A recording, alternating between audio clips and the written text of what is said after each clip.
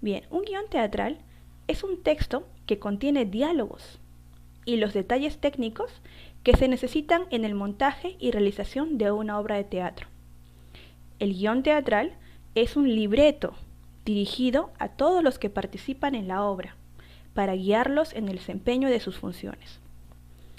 Es decir, el guión teatral, como su mismo nombre lo indica, es una guía para los actores, para que ellos tomen en consideración eso, practiquen, ensayen y finalmente representen esa obra. Bien, un guión teatral, ¿qué tipo de texto es? Es un texto literario, pero pertenece al género dramático. No es narrativo, no es poético, sino dramático porque tiene que ver con el teatro. Y el propósito de un guión es guiar la representación de sus contenidos frente al público, ¿no? Normalmente los actores ensayan con el guión en la mano para poder tomar en consideración todos los detalles que indica. Y así ensayan y finalmente la representación obviamente ya es sin la hoja, ¿no? Sin el guión.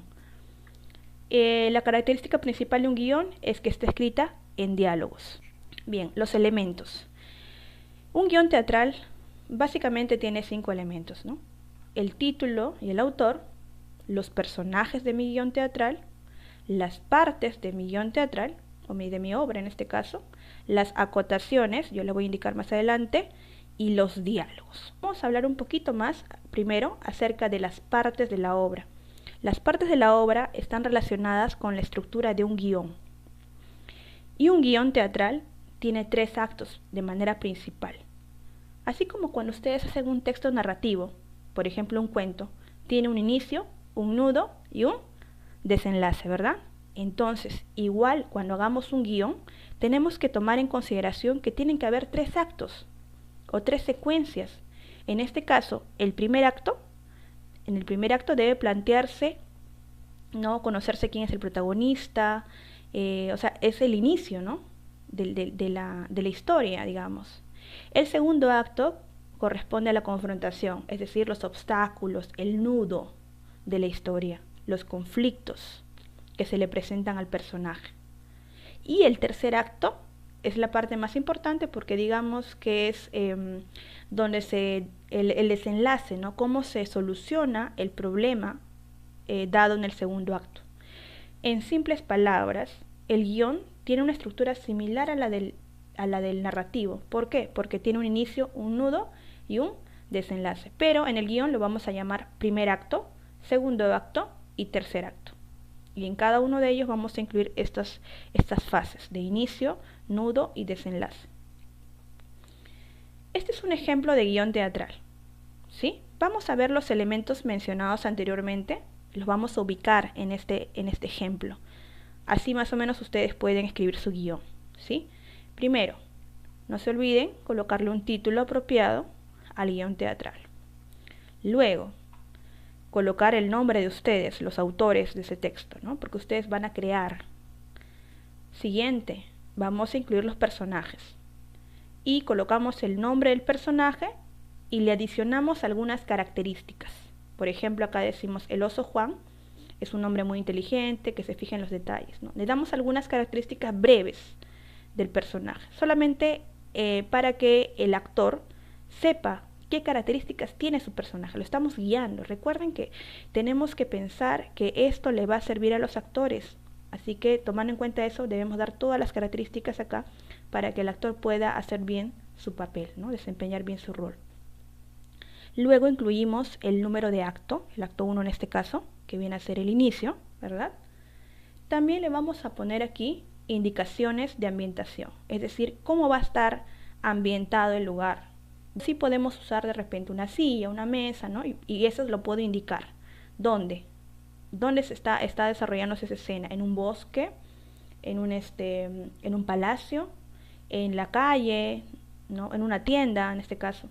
Y también vamos a indicar una introducción. La introducción es cuando mencionamos cómo empieza el texto, el guión teatral, de qué manera empieza, o sea, cuando empieza a grabarse o empieza la escena, ¿qué voy a ver al inicio? En este caso, observo, Juan se encuentra acomodando los productos de su tienda cuando entra la zorra muy parlanchina, ¿no? Entonces, en ese caso, es cómo inicia la escena, cómo inicia. Finalmente vemos los diálogos. Estos son los diálogos. En los diálogos en un guión teatral colocamos los nombres de los personajes. ¿Se dan cuenta? Están en negrita. Y lo que continúa es lo que dice el personaje. En este caso, la zorra dice: hola, hola, ¿cómo está, señor Juan? ¿Cómo lo trata la vida? Tiempo sin pasar por su tienda. Y Juan, el personaje Juan, responde, : muy bien, señora zorra, ¿y usted cómo le va? Y así continúa el diálogo, ¿verdad? Se llama diálogo por eso, porque contiene una intervención tras otra. Esto que está entre paréntesis, algo sorprendido, el personaje, es decir, el actor, no debería leerlo. Esto le va a servir al actor para guiarse al momento de actuar. Eso se llaman acotaciones. Las acotaciones son indicaciones que hace en este caso el escritor para que el personaje actúe durante esa intervención. Por ejemplo, el actor que hace de Juan, cuando actúe y diga: muy bien, señora zorra, ¿y usted cómo le va? Ahí lo dirá de manera sorprendida. Ojo que esto de aquí no lo lee el actor. Esto le sirve solamente de indicación para que pueda tomarlo en cuenta cuando actúe. Igual acá, Juan, estirando las latas hasta la zorra, ¿no? Igualito. Esta es una indicación que le va a permitir al actor representarlo de mejor manera, ¿no? La escena. Ahora, esto que está en cursiva son indicaciones también de la actuación.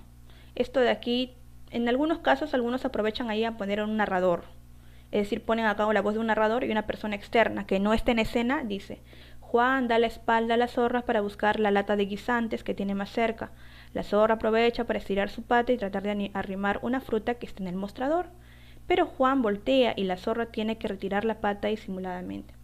Algunos deciden actuar esta parte. Otros prefieren utilizar un narrador, una voz narradora, la cual lee esto y los personajes van actuando según lo dice la narración.